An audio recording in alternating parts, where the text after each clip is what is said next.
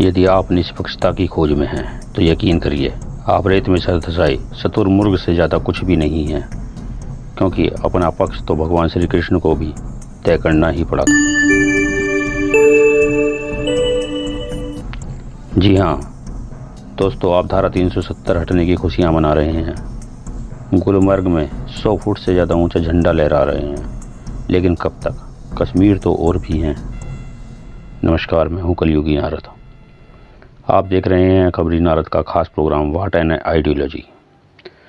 दोस्तों, आज चर्चा उस आइडियोलॉजी की जिसके कारण भारत में हमने एक कश्मीर तो आज़ाद कराया, लेकिन कई और कश्मीर गुलाम हो गए। आखिर कारण क्या और क्यों? दोस्तों, एक आंकड़े के मुताबिक अप्रैल 2018 कैराना 346 हिंदू परिवार पलायन को मजबूर। जुलाई 2019 मेरठ हिंदू पलायन को मजबूर। जून 2020 अलीगढ़ हिंदुओं का घर बिकाऊ। मई 2021 बरेली में हिंदू परिवारों का पलायन। नूरपुर टप्पल में हिंदू परिवारों का पलायन। जुलाई 2021 मुरादाबाद 81 हिंदू परिवारों ने अपनी कॉलोनी पर बैनर लगा दिया, कॉलोनी बिकाऊ है पूरी की पूरी। आखिर इस पलायन को हिंदू मजबूर क्यों हैं? बंगाल हिंसा में हमने देखा कि किस तरह हिंदुओं को चुन चुन कर मारा जा रहा है। न जाने कितनी हिंदू महिलाओं का रेप किया गया, वो भी सैकड़ों की भीड़ द्वारा। न जाने कितने जवान बच्चे मार दिए गए। 1 लाख से ज़्यादा हिंदू विस्थापित होकर आसाम में शरण लेकर रह रहे हैं, जिनको वापस घर आने की शर्त के तौर पर अपनी महिलाओं को मुस्लिम नेताओं की रखेल तक बनाना होगा। ऐसा सब आप खबरों में पढ़ सकते हैं। 10 साल से लेकर 65 साल तक की महिलाओं का दुर्दांत तरीके से सामूहिक रेप किए गए हैं, और आज भी ये सब कुछ अनावरत जारी है। राजस्थान में यही सब कुछ हो रहा है। कोई आपके झंडे फाड़ देता है, कोई आपको काट देता है, और आप पुलिस प्रशासन के मुंह को देखते रह जाते हैं। ये सभी वो छोटे छोटे कश्मीर हैं जो कि हिंदू विहीन हो चुके हैं, और बाकी भी होते जा रहे हैं। बंगाल वायलेंस का असली कारण क्या ममता बनर्जी है, या वहाँ का प्रशासन है, या आप खुद हैं? चलिए मान लेते हैं कि बंगाल में ममता बनर्जी की वजह से, या वहाँ के प्रशासन की वजह से, या और अन्य वजहों से ये सब कुछ हो रहा है। लेकिन यूपी में तो हिंदू हृदय सम्राट योगी जी महाराज हैं, फिर ये सब कैसे हो जाता है? राजस्थान में तो ममता नहीं है। महाराष्ट्र में भी उद्धव ठाकरे हैं, हिंदू हृदय सम्राट बाला साहब ठाकरे के सुपुत्र। क्या सभी जगह केवल इन नेताओं की ही गलती है? 1 मिनट के लिए वीडियो को स्किप करिए, आंखें बंद करिए, इन सभी सवालों पर मन ही मन गौर करिए कि आखिर ये सब हो क्यों रहा है। जानते हो, ये सब आपकी उस आइडियोलॉजी की वजह से है जो कि देश को बड़ा मानती है, धर्म को नहीं। जबकि धर्म से देश हुआ करते हैं, न कि देश से धर्म। यदि ऐसा नहीं है, आपको ऐसा नहीं लगता, तो आप इतिहास उठाकर देखिए। कितने बौद्ध देश हैं, कितने मुस्लिम देश हैं, और कितने ईसाई देश हैं?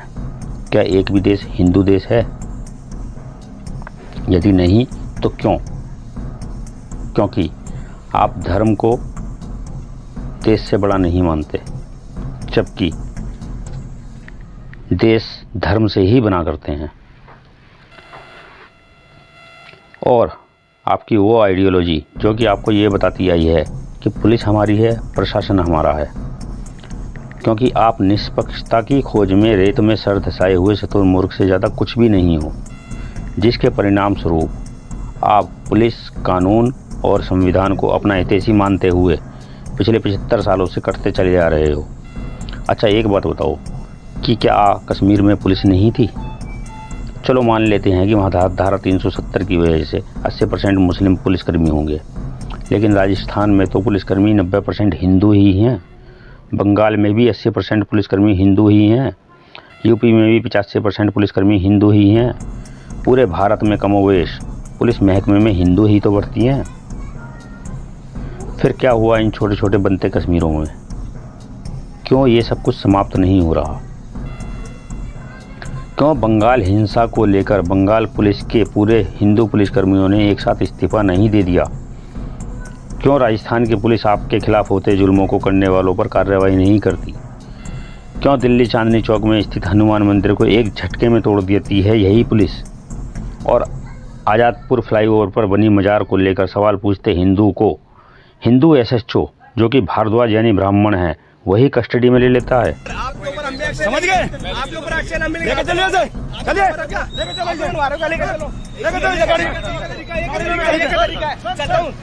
आगे आप उस वीडियो को खुद देखेंगे।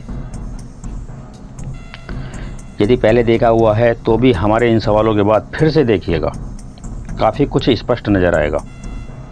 कारण सिर्फ एक ही है, आपके अंदर अपने धर्म के प्रति समर्पण भावना का ना होना और सहिष्णुता का फर्जी पाठ घोल घोल कर पड़ा हुआ होना। कभी एक बार मिलकर ऐसे ही जुड़ होकर तो देखो। इन जैसे पुलिसकर्मियों के कारण ही आप अपनी दुर्दशा के जिम्मेदार हो, क्योंकि आप इनके भरोसे बैठे रहते हो। मिलकर क्यों नहीं इनके खिलाफ खड़े हो जाते हो? जैसा इस पुलिस वाले ने, जो कि हिंदू ही है, उसने इस मुल्ला को शील्ड देते हुए तुम्हारे ही हिंदू भाई को गिरफ्तार कर लिया। क्या गलती थी उस हिंदू भाई की? उसने एक अवैध मजार को लेकर सवाल ही तो उठाया था। क्या यही उसकी गलती थी? कुछ गलतियां तो आपकी भी होंगी, क्योंकि आपने खुद और ना ही अपने बच्चों को धर्म की शिक्षा दी है और ना ली है। यदि आप इस वीडियो को देखकर भी शतुरमुर्ग ही बने रहते हैं तो आपको कटने से कोई नहीं बचा सकता, और आपकी वजह से हमारे वो लोग जाते हैं जो कि धर्म रक्षा के लिए आवाज़ उठाते हैं। यकीन करो, कोई नहीं मरेगा जब सुर में सुर मिलेगा, हाथों में हाथ होंगे, एक अकेला नहीं उसके पीछे कारवां होंगे। अपनी ताकत को पहचानो, अपनी आइडियोलॉजी को बदल डालो। ये देश किसी गांधी की पपोती नहीं है। ये देश गोडसे की वजह से आज भी हिंदू बाहुल्य है। ज़्यादा नहीं तो हर घर से एक गोड से निकल कर खड़े हो जाओ। न्याय और अन्याय का फ़र्क करते हुए अपने हक में फैसला लेना और करवाना सीखो। देखिए दिल्ली के इस एसएचओ की करतूत, और इस वीडियो को ज़्यादा से ज़्यादा फॉरवर्ड करते हुए इन जैसे पुलिस वालों को इन सभी तथ्यों और सवालों के साथ फेमस करो। इनके खिलाफ खड़े हो जाओ यार, 2-4 हज़ार लोग मिलकर। पुलिस महकमे को इनको सस्पेंड करना ही होगा। वीडियो देखिए, चैनल को सब्सक्राइब करना ना भूलें, कमेंट में अपनी राय अवश्य दें। धन्यवाद। जय हिंद, जय हिंद। सर की बात आदर्श नगर हूँ। आपको किसने ये राइट दिया है कि आप भारत के नागरिकों को इस प्रकार दबाव डालें? अगर आपको कोई रिकॉर्ड्स लेना है, you have to approach, you have to take legal. मेरा नाम इंस्पेक्टर सीपी भारद्वाज है। Gentleman, you have to take legal records. आपसे रिक्वेस्ट है, आपसे रिक्वेस्ट है, एक बार मास्क उतार के हमारे दर्शकों को दीजिए, एक बार दर्शकों को दिखा दीजिए। एसओ साहब आ चुके हैं हमारे बीच में। According to the Supreme Court ruling, Delhi government has enacted a committee, religious committee, to settle such structures. If this gentleman have any problem, he shall move a representative to Delhi government. Okay? This is not Delhi सरकार ने आपको पता है, दिल्ली सरकार ने एक religious committee बनाई हुई है, जिसमें इसमें किसी भी प्रकार के ऐसे स्ट्रक्चर को रिव्यू किया जाता है। हर सेगमेंट को, स्टेक होल्डर्स को उसके व्यूज लिए जाते हैं, और अगर ऐसा कोई स्ट्रक्चर किसी भी प्रकार की हिंड्रेंस ट्रांसपोर्ट के फ्लो में बाधा पैदा कर होता है, उसे शिफ्ट किया जाता है। सर सुनी, चांदनी चौक में मंदिर टूटा, उसके ऊपर क्या कहेंगे आप? चांदनी चौक में मंदिर टूटा गया, तोड़ा गया रातों रात, वहाँ पर पुलिस प्रशासन ने तोड़वाया मंदिर, आप उसमें क्या कहेंगे? जो कॉन्स्टिट्यूशनल अरेंजमेंट है उसमें मेरे से बात कीजिए। आप किसी भी इंडिविजुअल को, किसी भी रिलीजियस पर्सन को ऐसे आके बुलिंग नहीं करेंगे। आपको कोई राइट नहीं है, ठीक है ना? मैं आपके खिलाफ लीगल एक्शन लूंगा। I am giving U A stern warning gentleman. समझ गए? आपके ऊपर एक्शन हम लेके चलिए, चलिए लेके चलो, अरे गाड़ी पे लेके चल। आप कैसे बुलिंग कर सकते हैं किसी को? सर मुझसे बात कीजिए। वो उन्हें बुलाया तो नहीं था ना, चलिए उन्हें बुलाया नहीं था ना गाड़ी में। बेटा इसलिए आपके साथ ये एक्शन लिया जा रहा है, क्या कारण है भाई? मेरी बात सुनो। वीडियो बना, चलिए बना वीडियो। सर किस लिए? अरे क्यों डर रहे हो आप? मैं डर क्यों रहा हूँ? मैं लेके जा रहा हूँ सर, मैं लेके जा, वापस ले जा, चला लेके जाएगा। आप दूसरे बात करो, एक बार गुड, मैं से बात करना, लेके जा रही है। चल तेरी राजनीति किस चीज की सजा नहीं हो रही है? गाड़ी उठा ले मुझे। SHO सर जो है, SHO सर से बात करते हैं। सर मैंने यहाँ से रिकॉर्ड करके उनकी सिकंदर जी की पूरी बात कल पूरी दिखाई है। 1982 की बनी हुई मजार उन्होंने बताई सारी चीजें। हमने एक बार भी वो चीजें नहीं कही। We are just requesting you that this is not way बिल्कुल बिल्कुल to sort out the things. बिल्कुल सही है। You can't bully an individual. और उनको बुलाया था उन्होंने बुलाया No, था। this is the wrong thing, ना? उन्होंने उनकी बात Each- पूरी रिकॉर्ड की। At every point of time, मैंने उनकी बात पूरी a section of group is coming here and bullying the resident. We have to maintain law and order. किसको bullying किया? सर किसको bullying चलिए भाई यहाँ से, bullying किसको? निकले यहाँ से। वो तो यहाँ पे पुल पे थे ही नहीं जब ये लोग यहाँ पर आए थे। सर वो लोग तो ये तो पुल पे यहाँ पे थे ही नहीं जब ये लोग यहाँ पर आए थे। तब तो ये पुल पे थे ही नहीं। गाड़ियों के नंबर नोट वो कर। सिकंदर अपनी बात रख सकता है, ये लोग अपनी बात नहीं रख इस तरीके से नहीं है। They have to take legal recourse. ये No. अपनी बात ही तो रख रहे हैं यहाँ पे माइक पे। जब सिकंदर की बात रखी जा सकती है चलो भाई यहाँ से। तो उस हिंदू भाई की बात क्यों नहीं रखी सकते? चलिए यहाँ से।